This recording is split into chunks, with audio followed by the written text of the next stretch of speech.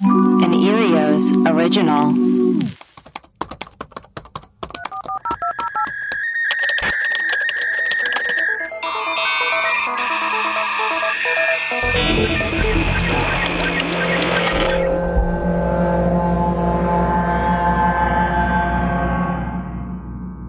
Hello, and welcome to Webcrawlers, the podcast where we do a deep dive into the weirdest, strangest, and most mysterious corners of the internet. I'm Allie Siegel. And I'm Melissa Stettin. Who are our patrons for this week? We have Mike, Holly, Sarah. Guys, welcome to the team. We are so excited to have you. Melissa, you sent me your doc just now before we started recording, and I was like, this is fun. You were like, yes. Yeah, I got excited. What is our episode on today? Well, today we're going to talk about two different women who murdered their husbands. Well, one is accused, and they're both authors. Ooh. So there was a news story like a year ago or something about this woman who wrote a book called How to Murder Your Husband. And then turns I out remember this. She murdered her husband. And then there's one that's like in the news currently about a woman who wrote a children's book about the loss of her husband, like wrote a children's book about grief. Turns out she is accused of murdering her husband. She's in prison. Oh my God. I have to do a quick interjection. Spencer Henry of Yes, Obituary podcast and Cult Leader posted on his Instagram stories that the author of Goodnight Moon died by doing a high kick. What? Like, I read that book to my child. I'm sure you did. Or do. What was it? Let me find it. What? I was laughing so hard. Goodnight Moon, fuck, it's authored Margaret Wise Brown. Oh, the sudden, strange death of the author of Goodnight Moon. Wait, she was 42. She had nearly 100 children's book. Wow. When she took ill traveling in Europe, she was treated for an ovarian cyst, and she grew fond of the nuns in the hospital. And to show one how well she was doing before being released, kicked a foot high in the air from her hospital bed, dislodging a blood clot in her leg that traveled to her brain and killed her. That's fucking insane. What? Yeah, so horrible. You saying children's book author reminded me of that. He posted that on his Instagram and I was like, that's crazy. So listen to his podcast because he is amazing at finding weird stories like that. Oh, I mean, it's a good book. Yeah. It's a good book. Okay, well, now to talk about more Onto the death. program. Yeah. On to more program. Okay, so first we're talking about Nancy. Nancy, this was it's a Dateline. Oh. I had to search for it. It was like a few seasons ago. So it's deep in the Dateline somewhere. So on the morning of June 2nd, 2018, students arrived at the Oregon Culinary Institute for a class. Yummy. This institute was a school as well as a restaurant where the students would serve 3-course lunches and 4-course dinners as a part of like their training. Oh. But inside the kitchen that day, they found their teacher, Nancy Brophy, dead from 2 gunshots. So they called 911 and the police arrived. They set up a crime scene. A suspect was not located immediately and the death was investigated as a homicide. So Dan had been a chef for 40 years. He worked at the Culinary Institute for 12. He was like a well-known figure in Portland, and he was 63 when he was killed. So the morning of what happened. So Dan drove his white pickup truck to work, entered the building at 7:22 a.m. 10 minutes later, he was found lying on the ground by a colleague, and then a student called 911. Uh-oh. So when he was shot, he was standing at the sink. He was getting ice water ready to fill the coffee for the students. And a large ice scoop was found near his body. So they think he was holding it when he was shot. And he was shot once in the back and then fell on the ground. And then whoever killed him shot him again in the chest. Like he fell over. Yeah. And 2 9mm shell casings were found. So then 2 hours later, around 10:30 a.m., Dan's wife, Nancy, was notified of like an incident involving her husband. I don't think they said what happened, but they're like, you need to come here. Something happened to your husband. Yeah, I feel like they don't tell you over the phone. Like they have to tell you in person. Yeah, because she had to drive there. They don't want them like freaking out. Yeah. So she spoke to the police and they asked about that morning, like, where was she? And she told them that morning she was still in bed when Dan left for work around 7:10 a.m. And then they told her Dan had died. And like, she looked upset. She was crying. And she said, like, in the midst of her crying, she's like, here's the terrible thing. Even if you find who shot him, it's not going to bring him back. I don't care who shot him. I just want him back. Like, what? That's a weird thing to say. Yeah. I mean, I get the concept of it, but also it's kind of like, stop looking. Like, oh man, I don't care. I don't care who killed him. I just want him back. I don't care. Don't look for them. Look. So in the days after the shooting, people wondered, like, who would have done this and why? Yeah. Because he was like this beloved chef. So some thought it could be a student that Dan rubbed the wrong way, but like everyone liked him. He was he was a nice guy. He was a cook. He was a nice guy. He was a great teacher. He was always taking students on field trips. He had a degree in marine biology. And he would take his students into the woods, like on the beach, and to find edible plants and stuff. Oh. And he was a pro at foraging for mushrooms. The shrooms did it. Uh-huh. Suspect. Yeah. So he was also a beekeeper, a gardener, a composter. He's like a nice guy. Yeah. He had this dark humor that they called Brophy-isms. Oh. And so stupid. One of his jokes was, how do you fix a sick chicken? With a shovel. Like you kill it or bury it? Haha. Oh boy. Funny. That's Dan for you. Yeah, that's a Dan joke. So he also donated a lot of food and would help a church feed hundreds of unhoused people a week. His marriage to Nancy was his second marriage. Interesting. So they met when Nancy was in one of his classes. Oh. And she was also divorced. She graduated from the class and she started a catering business and she hired Dan's son. Oh. And then Nancy and Dan started dating and Dan had a nickname for Nancy. Her name was Management. Like if anyone asked if he was going to do somewhere or go somewhere, he'd be like, oh, I gotta ask management. That's funny. She's the boss. Pretty much. She's the boss. Gotta ask the boss. So Nancy eventually sold her catering company and she started selling insurance. Dun, dun, dun. Dun, dun, dun. So they did a vigil for Dan. Hundreds of people came out. Nancy even spoke about him. And while investigating the case, the detectives determined that it was a personal murder because his wallet was still on him and it had $70 in it. So it wasn't anyone trying to rob him. And there were no security cameras inside or outside the school. Convenient. So then Nancy started cleaning out their home that they had shared for 22 years. She was getting ready to sell the house. She told her best friend Tanya that everything reminded her of Dan and she just needed to get out. Oh, God. And then months went on and the police had no lead. They were like, we don't know. We have no idea. So Dan's son came to terms with the idea that it would just remain unsolved. He's like, I guess we'll never know who killed my dad. But what Dan's friends and family didn't know is there was a lot of stuff happening behind the scenes. Uh-oh. So Nancy immediately had called the detectives to ask about collecting life insurance. That's come on now. Don't do that. And the police recorded that call. As they should have. And Nancy said the insurance company asked to have the detectives write a letter saying that I was no longer a suspect. What? But what's odd is that Nancy was never considered a suspect in the first place. They were like, God. why is she doing this? Oh, God. And the detectives were like, why do you need this letter? And she's like, well, the life insurance company, they don't want to pay out if it turns that I secretly went down to the school and shot my husband. That is insane. And the detectives were like, we would never do something like that. I've never heard of any of us being asked by an insurance company to write a letter saying someone's innocent. That's not a thing. Yeah. It's not a thing. It's not like a doctor's note to get out of school or something. Like, it's just so weird. Yeah. They're like, normally they just arrest someone else. And that person's no longer a suspect. Like, that's not a thing. You don't need a letter.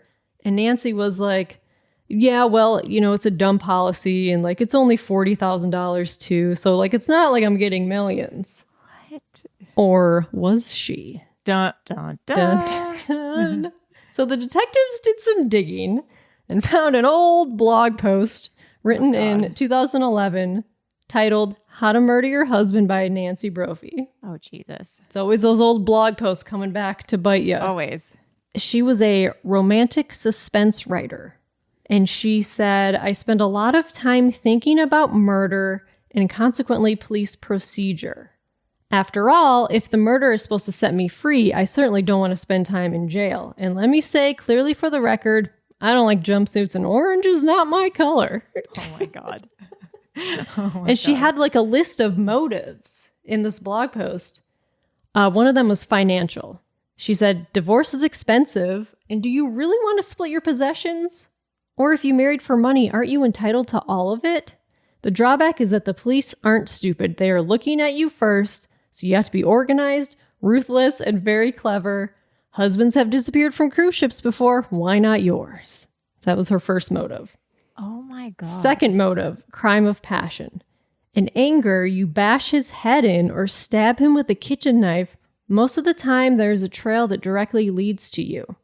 Every murder leaves clues. A crime of passion does not look like a stranger was involved. And who was left to clean the blood from your carpeting? This is insane.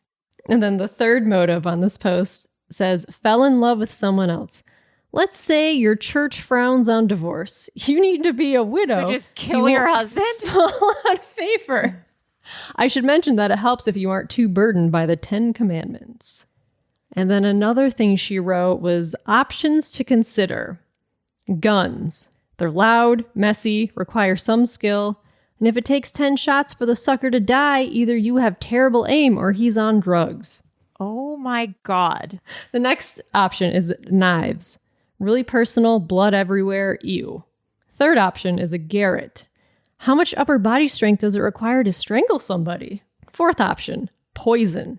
Considered a woman's weapon.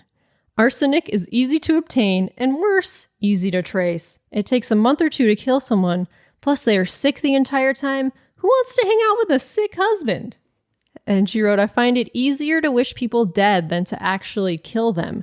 But the thing I know about murder is that every one of us has it in him or herself when pushed far enough. I mean, I don't think I would kill someone regardless of how Nancy, far I'm pushed. Nancy, we don't all have murder in us. I don't think we would all kill someone. Yeah, sorry, Nancy. I don't think you're right. But she is a self-published Amazon author. Of course she is. She's author of romance and suspense books. She has like her Amazon store. She has 9 titles. And all of these books have like hot shirtless men on them. Oh no. There's one called The Girl Most Likely To. There's one called The Wrong Brother. Wrong Never Felt So Right, Book 1. That has 54 reviews. Let's see. The Wrong Husband. The Wrong Never Felt So Right, Book number 4. What? The Wrong Seal. Small town hides the biggest secrets. Seal like the seal? animal? No, seal like a Navy SEAL because there's like dog tags. Oh, I was... I just imagined her at the aquarium. Whoops, wrong seal. The Wrong Seal. That's her bestiality book. This is her like The Wrong Cop. Wrong Never Felt So Right, Book 3. She has The Wrong Hero. Wrong Never Felt So Right, Book 2. These have 50 reviews. That's insane. The Wrong Lover. Wrong Never Felt So Right. Wrong Never Felt So Right, Book 3.5. Oh, there's an in-betweener. Where's Book 3? Hell on the Heart by Nancy Brophy. I mean, she's probably making, decent money. Yeah. So, 3 months after Dan's death, Nancy was finally arrested and charged with murder. So her first day of trial was April 2022. But the judge said that Nancy's blog post couldn't be seen by the jury. Why? It was years old and didn't describe her committing the murder. Like, that's the thing with, like, it's weird how some evidence is like, oh, you can't show that. You're like, why not? It's just like huge. No sense. It's so weird. But the lawyers did have other evidence. One being Nancy's laptop. So in November 2017, 6 months before the murder, Nancy visited a website that sold ghost guns and bought one. What's that? A ghost gun is an unserialized and unregistered gun that you have to assemble. It's like parts of guns. Oh my God. So I guess you can't track it or something if someone finds it. Yeah, that's crazy. But when Nancy got it, it was too complicated to put together. So she Googled how to buy a Glock 17 in Portland. Girl. And then 4 months before the murder, Nancy went to a gun show and bought a 9mm Glock and registered it in her own name. Is she an idiot? And this is crazy. She admitted to the police she owned a gun the morning of the murder. She was like, oh, just so you guys know, I own a gun. And they're like, okay, Nancy, why are you telling us that? And she also went on eBay to buy a slide barrel, which I guess is something you put on the gun to disguise which bullet came out. Like, you can put different bullets in different kinds of guns. Wow, I just Googled Nancy and she does not look like how I thought she would look. No. She's an older woman with gray hair and like a neck scarf. Yeah, she's in her 60s, maybe 70s. Wow. Oh, yeah, she's an older lady. I was thinking like a young woman. Oh, no, yeah, I'm looking at a grandma type. This is grandma. Yeah, this is grandma. This bad granny. Let's take a quick break for announcements. Web Crawlers has a Patreon. You'll get things like bonus episodes, shout outs, merch discounts, videos, ad-free episodes, and more. You can donate as little as $2 a month to become one of our patrons. Also, please rate and review us on Apple Podcasts. If you give us a 5-star review, we will shout you out. And Erios has a hotline. Insert jingle here. 626-604-6262. Continue to call us and we will play you on our mailbag episodes. Now back to our program. So a detective took the stand and said the day of the murder, after they talked to Nancy, they went around to all the businesses near the Culinary Institute to look at their surveillance footage. And they went to a pizza restaurant and looked at the footage from 10 minutes before Dan arrived to the Culinary Institute. They saw a gray Toyota van drive down the street, looked a lot like Nancy's. Oh, God. So they compared photos of Nancy's van and this van, and they both had identical scratches. And so they went around to other businesses and they found footage that like tracked her driving 10 minutes before Dan was murdered. So they think she just like very casually shot him, walked out, and then her van is caught on camera 7 minutes after Daniel was shot. Like, she just parked her car, walked in, shot him, got in her car, and just immediately walked out. My God. So they're like, well, what was her motive? And apparently they were having money problems, and Nancy sold insurance, so she knew all about that world. Yeah. Nancy was secretly putting money into multiple policies that would pay out more than $1.4 million if Dan died. I mean, so there's like many policies. She bought a gun and was doing multiple life insurance policies, and she thinks this isn't going to get tracked back to her. It makes no sense. It's crazy. I just sent you something, by the way. Oh, did you? It's a nude. Nancy, wait, this is her Facebook post? Yeah. For my Facebook friends and family, I have sad news to relate. My husband and best friend, Chef Dan Brophy, was killed yesterday morning. For those of you who are close to me and feel this deserved a phone call, you are right, but I'm struggling to make sense of everything right now. There's a candlelight vigil at Oregon Culinary Institute tomorrow. While I appreciate your loving responses, I've overwhelmed. Please save phone calls for a few days until I can function. That's fucking crazy. Yeah. No wonder you feel overwhelmed, girl. Yeah, I'm overwhelmed because I just killed Killed my husband. I have to try to cover it up. Husband. I gotta figure out how to clear my search history forever. So on day 11 of the trial, the defense offered their theory. They used the SODDI defense. SODDI. It's an actual defense. It stands for some other dude did it. Oh my God. That's like a thing. They claimed an unhoused man who was picking up cans around the Culinary Institute that morning was the murderer. Oh, shut up. That was their defense. Like, oh, it was just some random dude. Blame it on like a homeless person. That's so rude. On day 20 of the trial, Nancy took the stand, which was just it's always a mistake. Yeah. Don't ever take the Don't stand do if it. you killed someone. They asked if she didn't kill Dan, why did she buy a gun? Yeah. She says she read an article about a guy in California who bought a gun online, put it together, and killed his family. So she said she got an idea to write a novel about a woman who does that. So she wanted to buy the gun for research. Okay. And then there was a school shooting in the news, and she told Dan it's time, meaning it was time for them to buy a gun. And she bought that extra slide and barrel for research for her novel. And they asked where it was now, and she was like, who knows? This is insane. They asked about the morning Dan was killed. She said she has no recollection of what happened before the police called her. And the lawyer said, that's weird because we have your van on surveillance driving near the Culinary Institute. Busted. She said that she now believes during those missing hours between 6 and 9 a.m., she drove to Starbucks and then disappeared into the world of a writer sketching out a story in her head. She said she was driving around aimlessly, and then by sheer coincidence, she drove right by the Culinary Institute. And the only time her van wasn't on surveillance was between 7:22 and 7:29 a.m., the exact time Dan was murdered. Oh my God. And Nancy was like, I don't know what to tell you. I got nothing.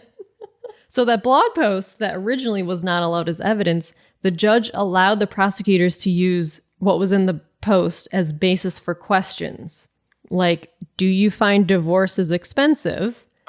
And do you believe wanting to kill someone is easier than actually doing it? And she said, oh, yeah, sure. And he asked if there's one thing you believe is that everyone is capable of murder. And she said, yeah, I absolutely believe that. I think people get pushed into a corner where they have no other options. So you're admitting if you're going to kill your husband, then like lie under oath. Crazy. She's like, yeah, I believe everyone could murder someone. Like, crazy. So then it was only 8 hours of deliberation. Yeah. The jury came back, guilty, life in prison, with a possibility of parole after 25 years. She's not going to make it. She's not going to make it. And then Dan's son took his father's ashes to the forest and spread them near some mushrooms. Aww.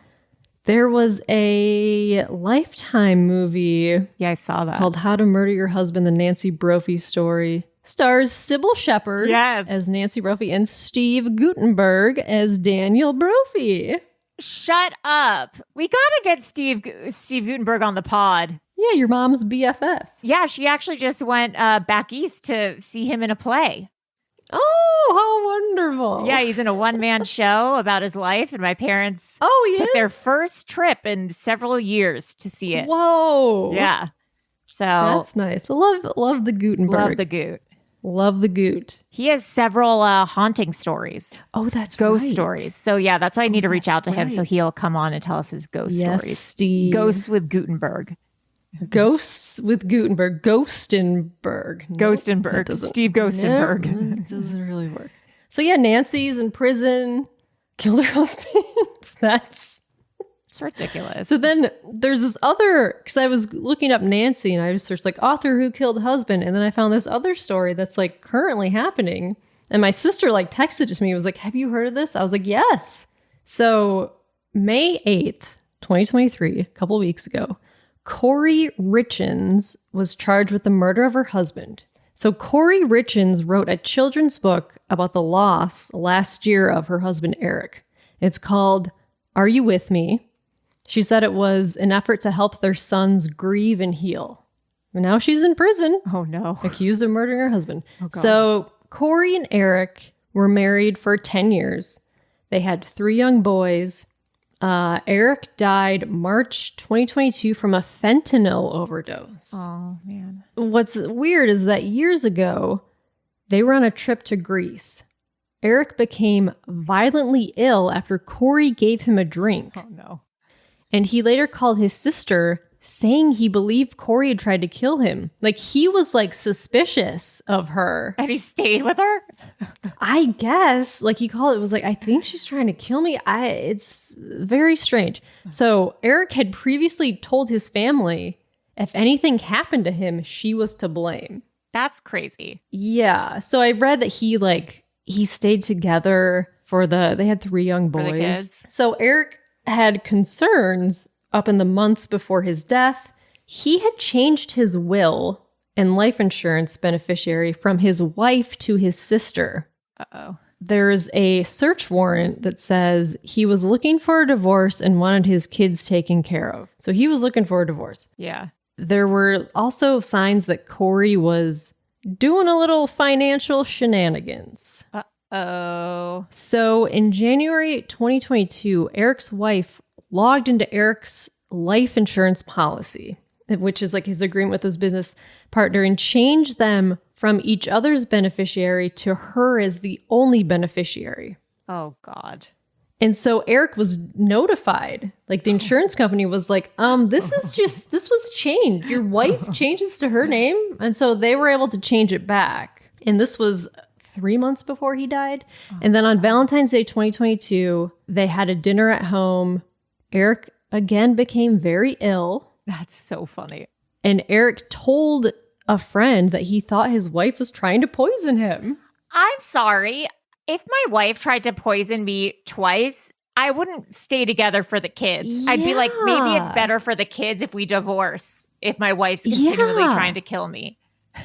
Like, what? He was telling people, like, I think I'm getting sick. I think she's poisoning me. But, like, ugh. So, but then, like, a few weeks later, like, she did that. Oh, my God. At some point between December 2021 and January 2022, Kouri had contacted an acquaintance with drug convictions and asked them to get some pain medication for an investor who had a back injury. What? This acquaintance got hydrocodone pills from a dealer and left them at a house Kouri was flipping. I guess she was like a house flipper. Oh. And she left cash in return.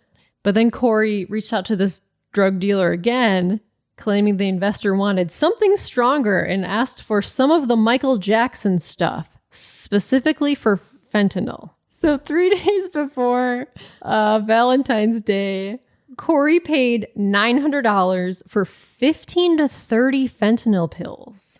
Like, isn't like fentanyl, like one pill can kill you? So, okay, so Like, I was isn't actually that the about to thing? ask that about fentanyl. So I don't understand fentanyl because, like, I always hear people, something's laced with fentanyl and then they die.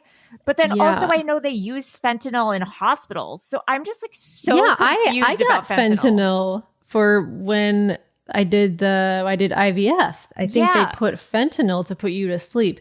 I think, It's just a I don't dosage, know. I think guess? people just don't know like what the dosage is. And maybe it's just like if you take it in conjunction with other drugs and probably the dose. I don't know, but Yeah. I'm scared of as hell. It's scary. You can't just be doing drugs anymore. I swear, like people in sobriety and they go out and they die the first time because the drugs are not what they used to be. Yeah. I sound like a Crazy. boomer, but it's like cocaine No, it's ain't what it real. used to It's be. scary. Yeah. Can't have fun anymore doing cocaine. Yeah, jeez. Stupid. So she got all these fentanyl pills. I mean, 15 to 30. I mean, That's a lot. I mean, that's a lot. yeah. Then 2 weeks after that, she went back to this acquaintance and asked for another $900 worth of the same drugs. Oh, Jesus.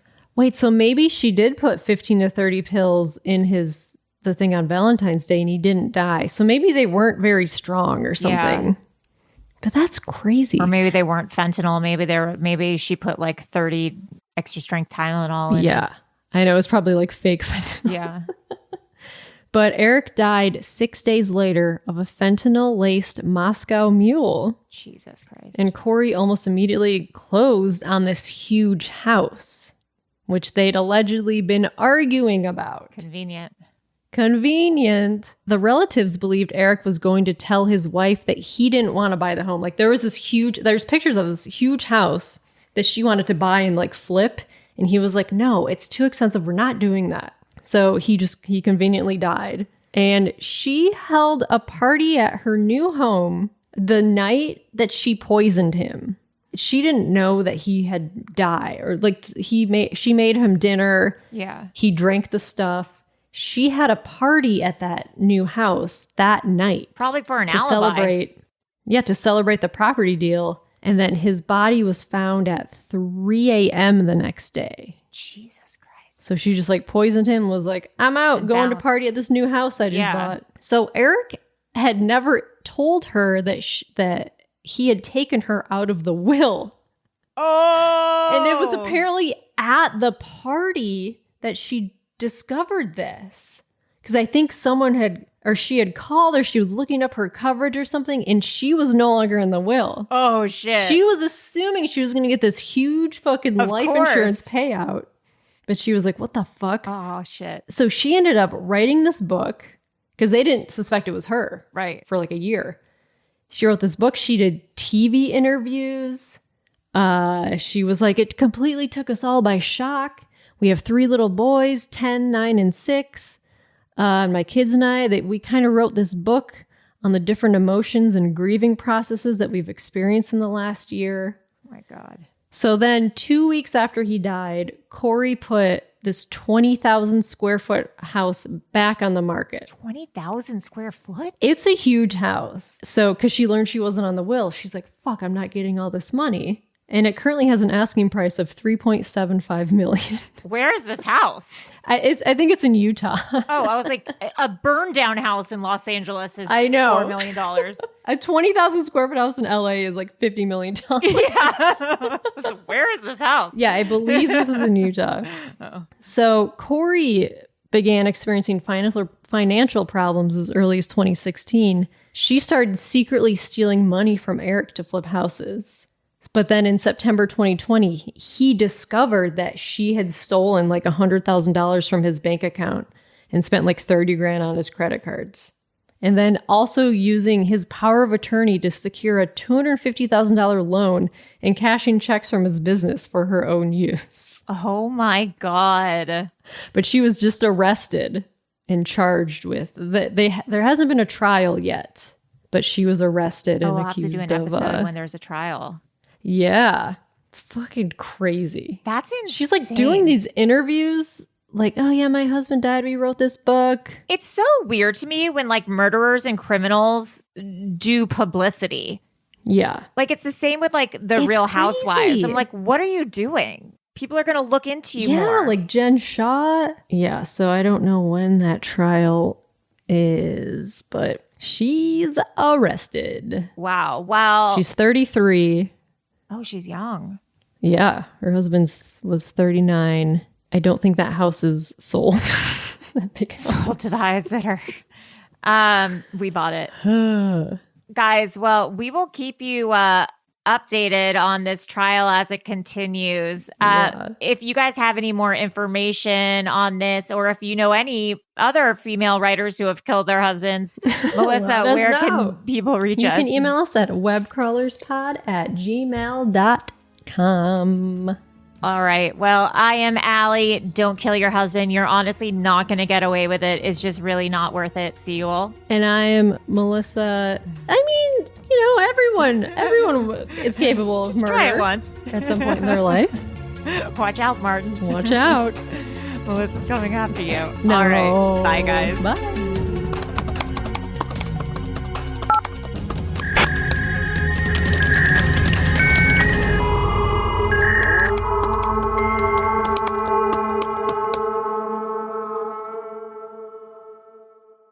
An Erios original. Powered by Acast.